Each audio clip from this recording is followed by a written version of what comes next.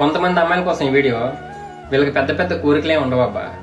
మనం ఇచ్చే టైము, చూపించే కేరింగ్లోనే వీళ్ళ హ్యాపీనెస్ ఉంటుంది. వీళ్ళ అందం చూసైతే లవ్ చేయరు. వాళ్ళ ప్రాబ్లమ్స్ వచ్చినప్పుడు సపోర్ట్గా ఉండి కష్ట సుఖాల్లో తోడుగా ఉంటాము అని నమ్మితేనే మనల్ని లవ్ చేస్తారు.